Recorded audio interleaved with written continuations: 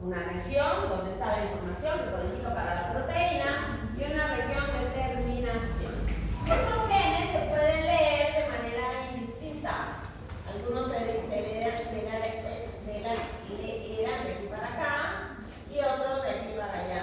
La enzima responsable de la transcripción deberá identificar dónde está la información que codifica para la proteína. La enzima responsable del proceso de transcripción se llama RNA polimerasa. La RNA polimerasa en las bacterias es una sola, en las eucariotas tenemos 3 diferentes variedades. Esta RNA polimerasa de las bacterias va a identificar la región promotora. Esta región promotora es como una indicación de dónde está el gen. Una vez que identifica la región promotora, se monta sobre esa región promotora, abre el DNA, como lo hace la misma enzima, abre el DNA y empieza a copiar. La enzima tiene varias unidades, una de las cuales tiene actividad helicasa. Y abre la hebra de DNA, la enzima solita abre la hebra de DNA, la RNA polimerasa abre y forma una burbuja de transcripción. La burbuja de transcripción tiene una longitud de 18 o 20 pares de bases. Y voy utilizando una de las hebras, que es la hebra molde de DNA, para sintetizar el RNA, generando un híbrido. Este híbrido tiene 12 pares de bases. La información que se está copiando en RNA mensajero o ribosomal o de transferencia es una información que no se hereda a las siguientes generaciones. Por lo tanto, si hay errores, no pasa nada. Es un proceso que es más lento que la replicación porque tiene un montón de factores de regulación y podemos estar transcribiendo unidades monocistrónicas y policistrónicas. En las eucariotas las unidades son monocistrónicas. En cambio, en las bacterias yo puedo estar transcribiendo varios genes al mismo tiempo. Eso es policistrónico. ¿Qué necesito para la transcripción? La RNA polimerasa, un molde de DNA, ribonucleótidos, magnesio, las regiones promotoras y los factores de transcripción. Esta RNA polimerasa se va a encargar de catalizar la formación de enlaces fosfodiéster, va a ir agregando nucleótidos complementarios a la hebra molde. No necesita primer, solo requiere identificar los promotores. Esta enzima va a sintetizar en dirección 5'3". Lee en dirección 3'5", lee la hebra en dirección 3'5", pero sintetiza en dirección 5'3". Tiene 5 6 unidades: 2 alfa, 2 beta, 1 omega y la sigma. La más importante para recordar es la subunidad sigma, porque la subunidad sigma es la que reconoce las regiones promotoras. Una región promotora corresponde a una región del DNA que indica a la enzima dónde empieza el gen. Las regiones promotoras, como ven en esta imagen, se van a encontrar antes del gen, a menos 10 pares de bases antes del gen. La primera caja, que se llama caja Tata o caja Primo o Tata Box, y la segunda, que está a menos 35, que se llama caja Gaga. Caja Gaga y caja Tata. Estas regiones promotoras son reconocidas por las unidades sigma. Esta es otra representación de la enzima. Aquí están las dos unidades alfa, ahí está la alfa, ahí está la beta, acá está la sigma. La omega está por ahí atrás, no se sabe en realidad por qué sí. La sigma es importante porque reconoce la región promotora. Aquí tenemos el DNA desnudito, desarmado de un cromosoma, y aquí ustedes están identificando la hebra antisentido, que va en dirección 3'5", y la hebra consentido, que va en dirección 5'3". La hebra antisentido es la hebra molde, y la hebra consentido, que va en dirección 5'3", es la hebra codificante. ¿Por qué razón? Maquera, ¿por qué razón?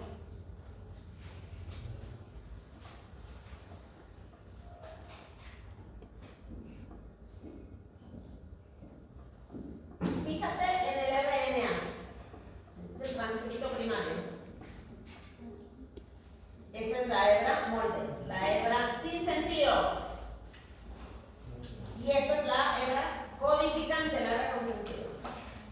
Fíjate el transcrito primario y dime a cuál se parece.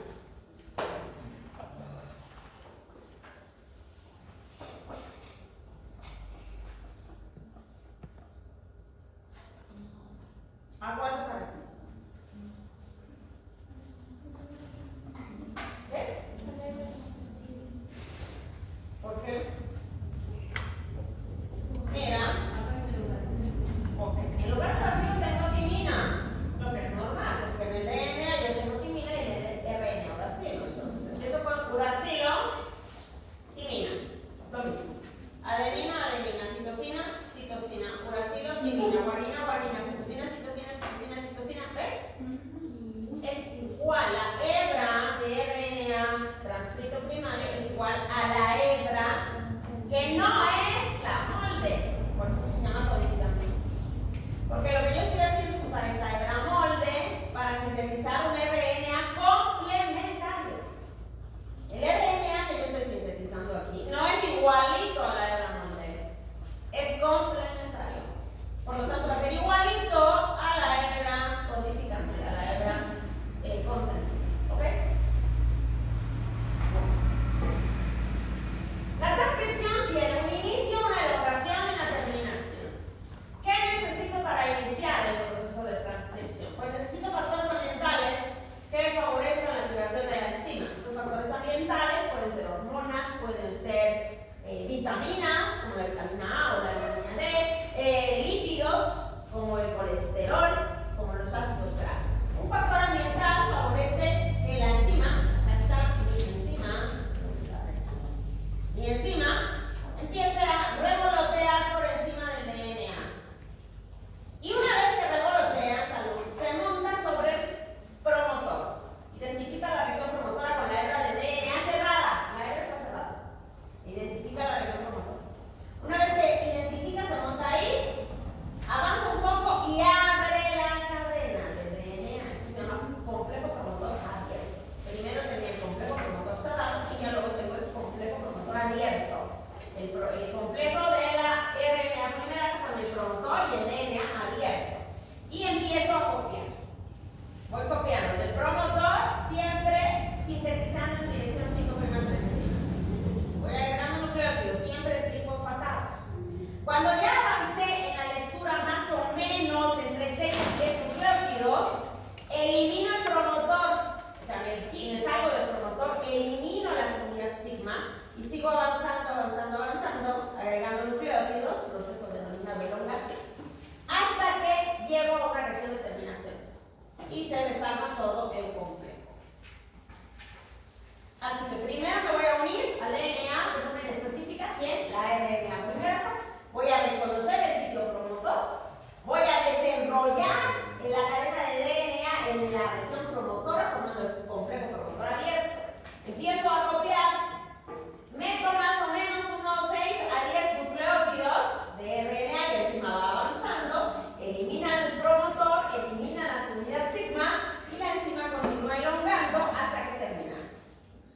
Y en ese momento el DNA se reorganiza. ¿Qué pasará si no logro eliminar al factor sigma? Ahí está el promotor, la enzima va copiando, siempre en dirección 5'3", hasta que encuentro la región de terminación. ¿Qué pasará si yo no puedo eliminar la unidad sigma? Si no puedo salir de la región promotora. No se forma la cadena. ¿Qué? No se forma la cadena. No se forma la cadena de RNA. Si no se forma la cadena de RNA, ¿qué va a pasar? No hay proteínas. Hay un antibiótico que ustedes conocen que bloquea a la RNA polimerasa, que bloquea la liberación de las unidades sigma. ¿Cuál es? ¿Qué? ¿Cuál es? Antibióticos. Los antirretrovirales actúan sobre las polimerasas de los virus, la transcriptasa reversa, pero acá estamos hablando de bacterias.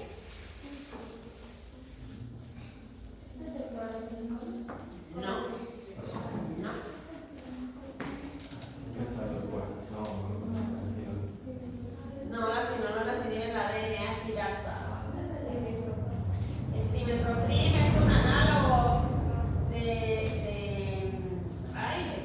de PAVA y va a bloquear la síntesis de DNA. No se me ocurre. Los macrólidos evitan la translocación ribosomal, no bloquean a la actividad de la RNA polimerasa. ¿Para qué enfermedad? No, ¿cómo tienes que decir cuál es el antibiótico inhibidor de la RNA polimerasa? Que evita la liberación de la señal sigma. Y luego vemos en qué enfermedades se utiliza. Rifampicina. Qué brillante es tu teléfono. Qué brillante. Sí. La rifampicina es un medicamento que bloquea la RNA polimerasa. Ahora, ¿para qué se usa la rifampicina? Tuberculosis. Es un antituberculoso, inhibidor de la RNA polimerasa, evita la liberación de la señal sigma. ¿Se utilizará solamente para tuberculosis? Sí. No. ¿Para qué otra cosa se usa?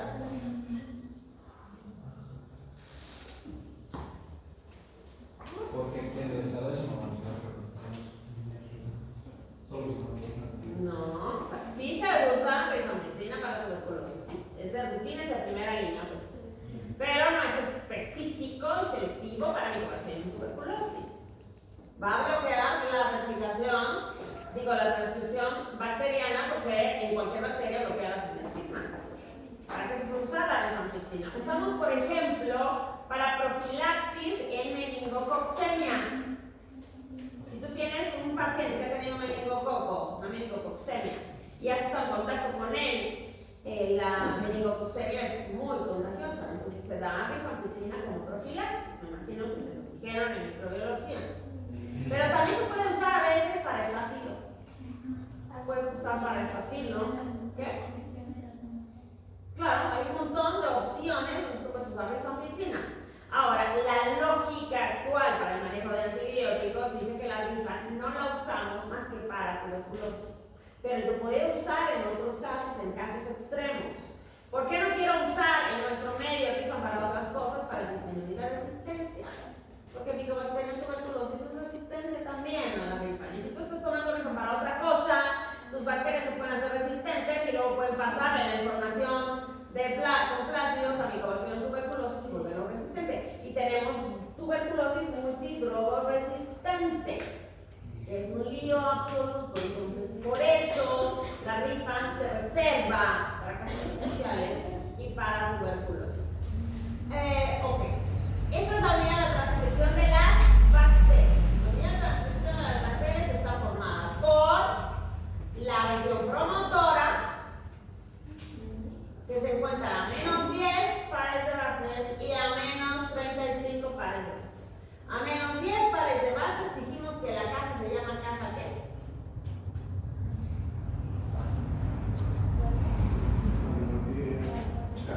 Tata box.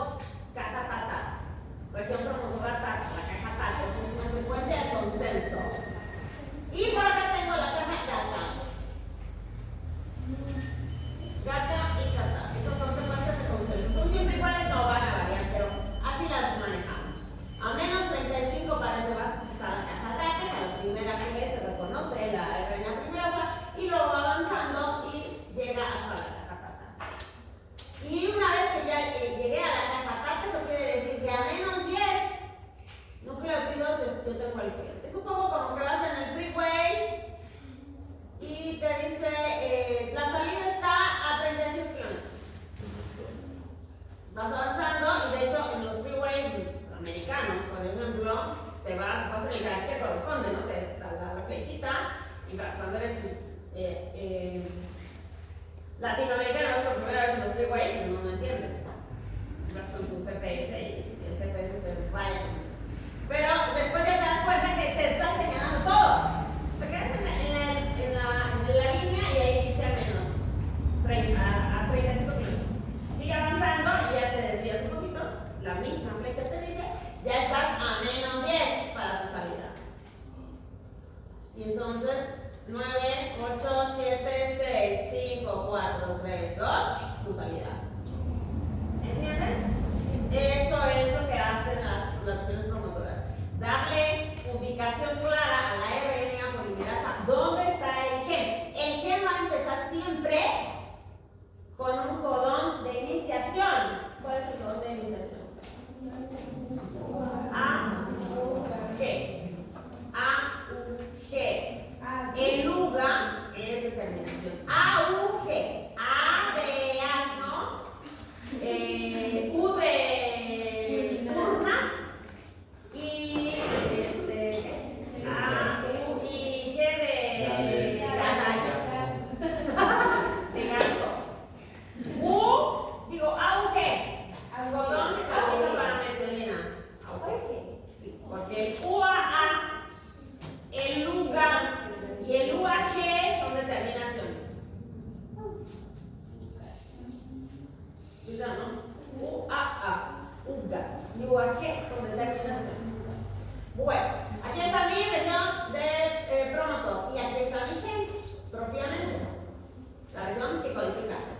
por acá están las regiones de terminación.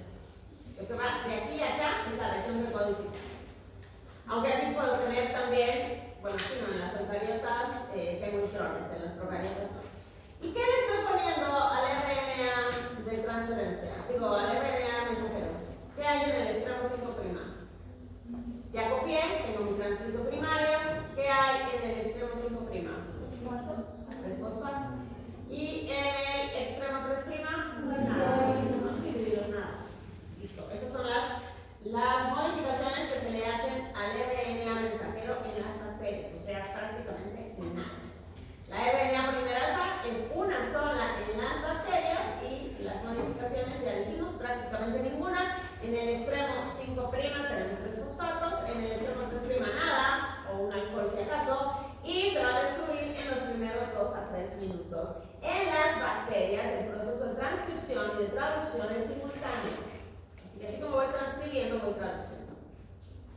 Aquí está nuevamente lo mismo, la enzima. ¿Cuántas unidades tiene la enzima? En las bacterias son 6. Tengo una sola enzima, con 6 unidades en las bacterias. Estas 6 unidades tenemos cuáles, ¿cómo se llaman? Alfa, beta, sigma y omega, que no sabemos para qué sirve. La alfa y la beta van leyendo y agregando nucleótidos, formando enlaces de qué tipo. ¿Qué enlaces forman las RNAs polimerasas?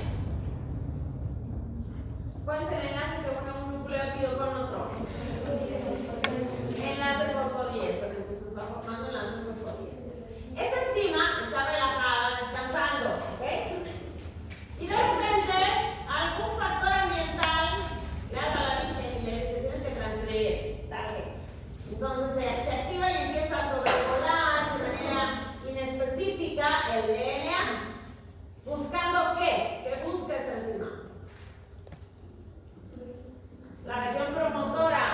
La región promotora es una región del DNA que ¿qué hace? ¿Para qué sirve?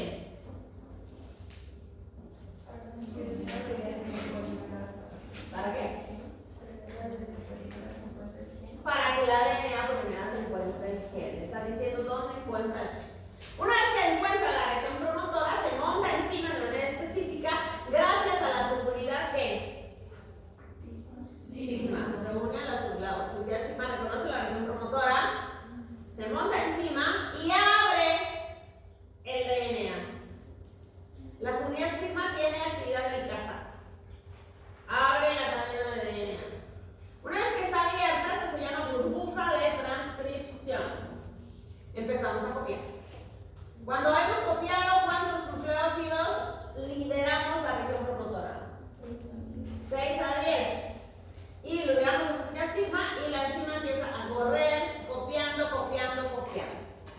Hasta que llegamos a la región de terminación. ¿Cuál era el antibiótico que evitaba la actividad de la RNA polimerasa? Aquí están algunas regiones promotoras. Mira, la gata y la tata. Pero, si te das cuenta, si ves con detalle, todas son iguales. No. Y acá, gata.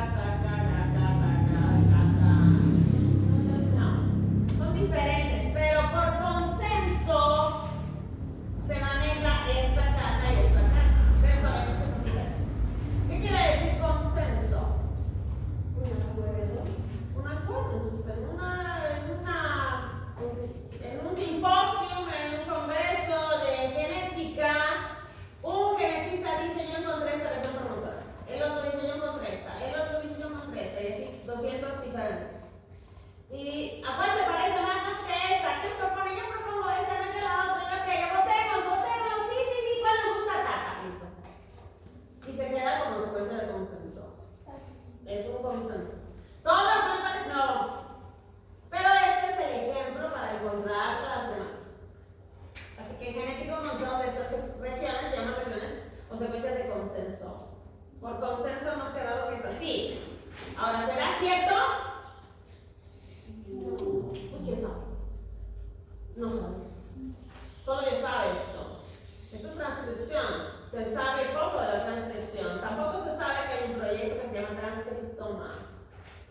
proyecto. Ya les dije que había las ciencias ómicas, ¿se acuerdan? Genómica, transcriptómica, proteómica, etcéterómica. La transcriptómica es una de esas ciencias. Y se está estudiando porque no se entiende en realidad la transcripción. Pero lo que de manera teórica intuyen los científicos es que esta región de -10 es la caja Tata, se ha podido replicar en las bacterias, así que la caja Tata, que también se llama caja Pribnow, Tata Box o caja Pribnow, Pribnow Box. En las eucariotas el asunto es diferente. ¿Por qué es diferente? Porque es mucho más complicado. En las eucariotas yo tengo 3 diferentes RNAs polimerasas. La RNA polimerasa 1, que se encarga de la síntesis de RNA ribosomal. La RNA polimerasa 2, que sintetiza el RNA mensajero.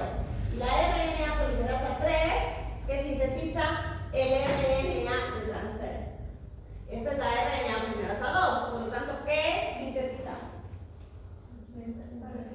El mensajero. ¿Y el mensajero qué cosa? ¿Para qué sirve eventualmente?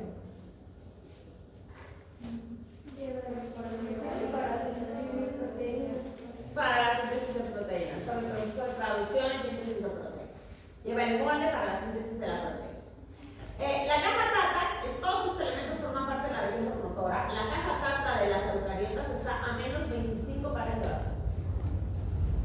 Y luego hay un montón de otras cajas, la caja GC, la RE, la CAT, hay un montón, que se asocian con enhancers. ¿Cómo traducimos enhancers?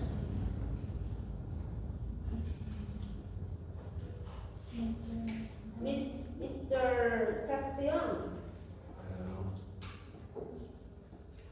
You don't know? Me? Neither do I. What are you? What do you think? What does it mean?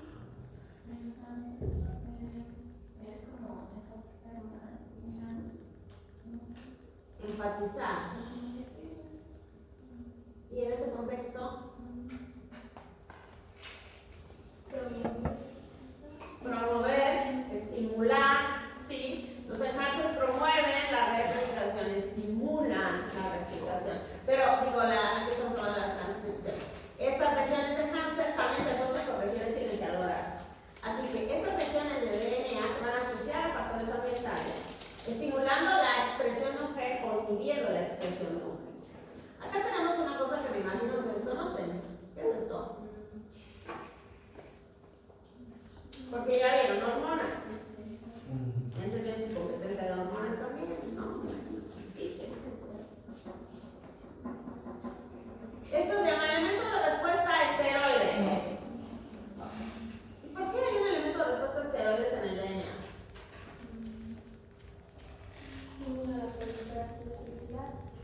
Recuérdenme, por favor, ¿cómo se clasifican las hormonas?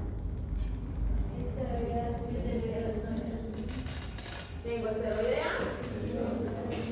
¿Qué? Esteroideas, derivadas del colesterol. Luego.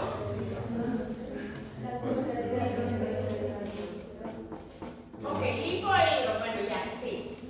¿Cuáles son las lipo? Las esteroideas. ¿Y las otras? Las amidas y las peptídicas. De las amídicas, que todas son derivadas de la tirosina, tengo adrenalina y demás, y tengo las hormonas tiroideas, que son grupos aparte porque tienen mecanismos de acción diferentes, ¿no? Para que una hormona genere un mecanismo, genere una respuesta fisiológica, ¿qué debe ocurrir? Tiene que unirse un receptor. La hormona se une al receptor. Y el que desencadena la respuesta es el receptor. Yo puedo tener a mis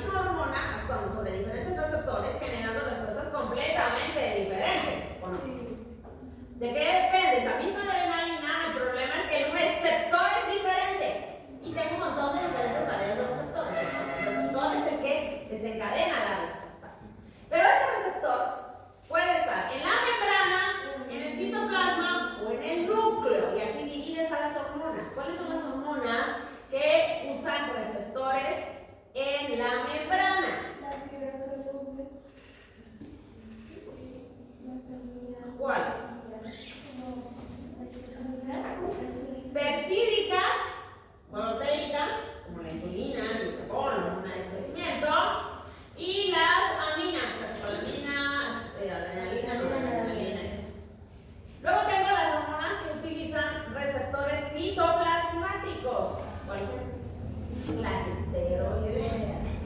¿Qué hace la hormona esteroidea? Despierta. Tiene los ojos así tan grandes, que cuando se toca dormir se ve igual. China no se puede poner jamás. Entonces, eso, así, despierta, cara.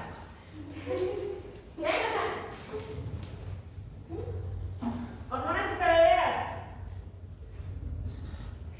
¿Llegan a dónde? Hasta el citoplasma. ¿Por qué pueden pasar al citoplasma? Porque son liposolubles. Llegan al citoplasma. ¿Y en el citoplasma qué pasa? Se unen a una proteína receptora citoplasmática. Y una vez que ya está formado el complejo hormona receptor, ¿qué pasa? No forma segundos mensajeros. No forma. No. Ok. Volvamos. Las hormonas de naturaleza peptídica usan receptores de membrana. Listo, ahí estábamos. Llega la hormona, se pega el receptor. ¿Y qué va a ocurrir? ¿Cómo sabe la célula qué hacer cuando esa hormona se pegó a su receptor? Ahí va a desencadenar cascada de señalización mediada por segundos mensajeros. Las hormonas peptídicas usan segundos mensajeros. ¿Por qué usan segundos mensajeros? Porque ellas no pueden entrar. Ellas tienen que gritar el mensaje a través de un receptor. Así que viene la hormona, se une al receptor y el receptor traduce la señal, transducción de señal, a través de segundos mensajeros, cascada de señalización. Ahí vienen proteínas G, viene AMP cíclico, GMP cíclico, calcio, fosfolípidos, dependerá de la hormona. Y vamos a tener activación de factores de transcripción para modificar la expresión genética, o van a modificar la actividad enzimática, o van a modificar la permeabilidad de los canales. Hasta ahí está bien, ¿no? En cambio, las hormonas de naturaleza esteroidea, ¿qué hacen? Ellas no necesitan segundos mensajeros. ¿Por qué razón? Porque se entran hasta las cocinas. ¿Tiene llave? Entra, no pide permiso, pasa por la membrana, se une un receptor en el citoplasma y va al núcleo, se entra hasta la cocina. No necesita segundos mensajeros, ella va directo. ¿A dónde? Aquí. Al DNA. El complejo hormona-receptor se va a unir a una región específica en el DNA. ¿Y qué va a hacer? Va a actuar como enhancer o como silenciador. Va a estimular la expresión de algún gen o va a inhibir la expresión de otro gen, desencadenando la respuesta de cada hormona. En cada célula, cada hormona desencadenará una función diferente, porque el receptor citoplasmático va a ir a unirse a una región diferente en esas células, desencadenando modificación en las síntesis de proteínas. ¿Qué hacen las hormonas tiroideas? Que son distintas. Ya vieron eso en física. Claro, vamos a estimular el metabolismo, pero ¿cómo? O sea, para que todas estas funciones que vieron en fisiología, si es que se acuerdan, se generen, primero debe haber una modificación química. Primero. Para que yo pueda modificar la síntesis de proteínas y empezar a liberar lo que sea, necesito una proteína, un lípido, una cascada de señalización, algo molecular. Y no, eso no pasa. ¿Qué hacen las hormonas tiroideas? ¿Cómo actúan las hormonas tiroideas? Jairo. ¿Está jugando? Te doy. No. Está desarmando. ¿Cómo actúan las hormonas tiroideas? Que a ti te faltaron en la infancia. O que te siguen faltando ahora.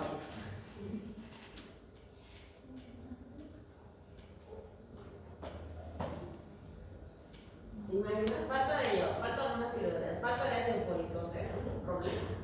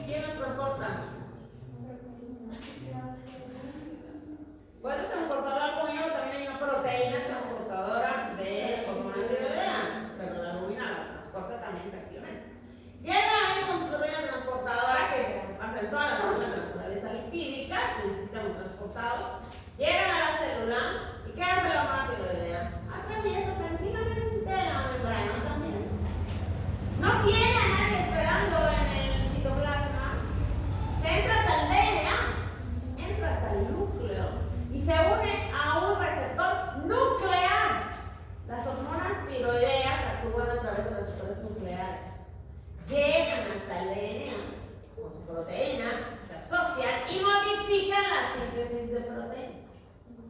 Y al modificar la síntesis de proteínas generas un montón de modificaciones que van a acabar, obviamente, regulando el metabolismo, incrementando el metabolismo, en el caso de las monoesteroideas. Pero eso lo hacen a través de reacciones químicas que desencadenaron al modificar la expresión genética. Las hormonas van a regular la expresión genética de manera súper importante, de manera completamente básica. Por ejemplo, digamos que el Jairo decidió el día de hoy que no es un hombre, sino que está en un cuerpo equivocado, ¿no? ¿Y qué va a hacer para poder transformar su cuerpo equivocado en el cuerpo correcto? Puede conseguir hormonas. ¿Y qué hormonas va a consumir? Probablemente estrógenos y salud.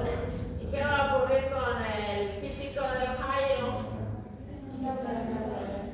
Va a cambiar, porque estoy cambiando la síntesis de proteínas, porque estoy en una hormona. Entonces cambia completamente la expresión física del individuo en cuestión. ¿Qué le va a pasar?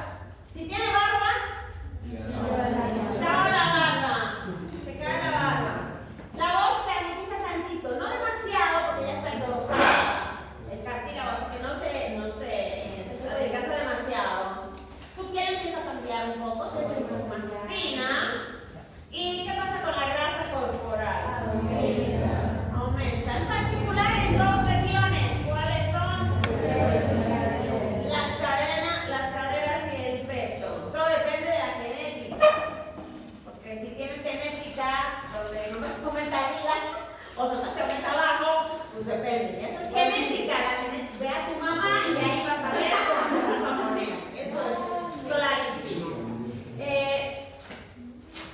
Todo eso es porque la hormona llegó al DNA, modificó la síntesis de proteínas y produjo esos cambios físicos tan evidentes. A veces los cambios no son tan evidentes, ¿no? Pero en este ejemplo son muy evidentes. Estaba a punto de terminar con su transformación. ¿Cuál sería el final de su transformación, Milene? ¿Cirugía?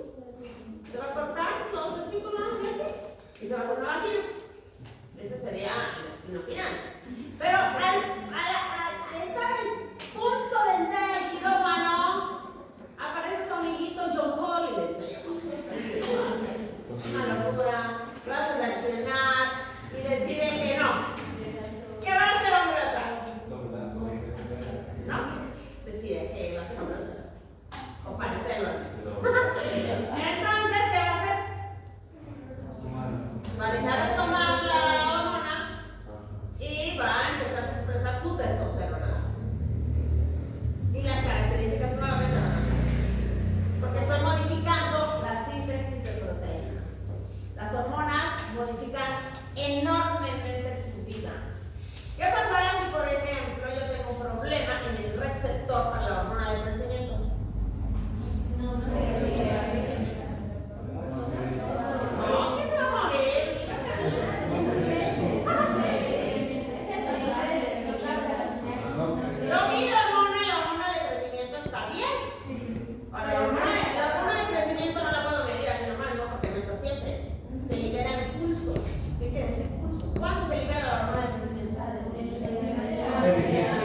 Cuando estás durmiendo, cuando has hecho ejercicio físico, ¿no? Si no estás hablando de otros ejercicio físico, no está. Bueno, ese no lo hacen ustedes. Ejercicio físico y también cuando tienen fiebre, cuando hay estrés, cuando hay hipoglicemia, se libera la hormona de crecimiento. Yo tengo hormona de crecimiento, pero no tengo receptor.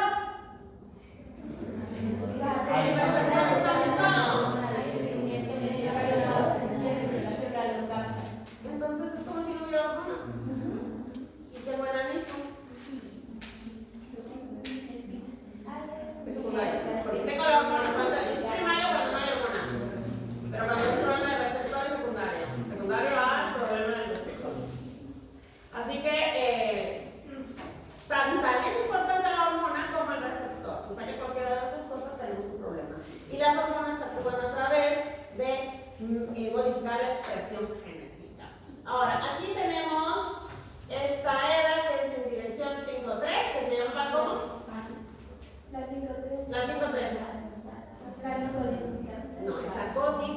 codificante. La 5-3 es codificante. La 3-5 es la molde, no codificante. Y el RNA transcrito, que va en dirección 5-3, ¿a quién se parece? No a la molde, a la hebra con sentido. ¿Por qué no a la molde? Porque el molde te sirve para sintetizar una hebra complementaria. Para sintetizar la complementaria. Así que no vas a sintetizar igual a la molde, va a ser la complementaria. Esta de esta molde, y mira cómo el RNA si no es igual a tu hebra molde. Mira, aquí lo voy a poner la hebra molde. Ahí está. Esta es la molde y esta es la hebra de RNA transcrito primario. Se parecen. Mira, timina, adenina, adenina, uracilo, citosina, guanina, guanina, citosina. ¿Se parecen? No, es complementaria. ¿A cuál se parece? Adenina, timina, uracilo, es lo mismo, porque el uracilo es en el RNA, la timina en el ADN. Y acá tengo guanina, y luego citosina, ven, es igual. En el examen a veces me gusta poner. A veces nos gusta poner hebras aquí. A ver, identifica cuál es la hebra codificante. Claro, te voy a poner la LB. Te voy a poner. El transcrito primario es este. ¿Cuál es su hebra molde? ¿Cuál es su hebra codificante? Ah, claro, te voy a poner la dirección. Por esto, te voy a poner la dirección. Ok, con esto ya lo dijimos. Vamos a agregar, ya lo dijimos.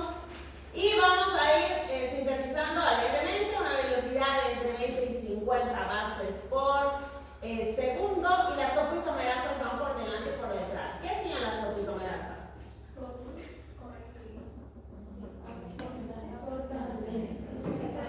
Relajar la tensión y metiendo giros invertidos para que la polimerasa, en este caso la RNA polimerasa, pueda abrir la hebra y seguir copiando.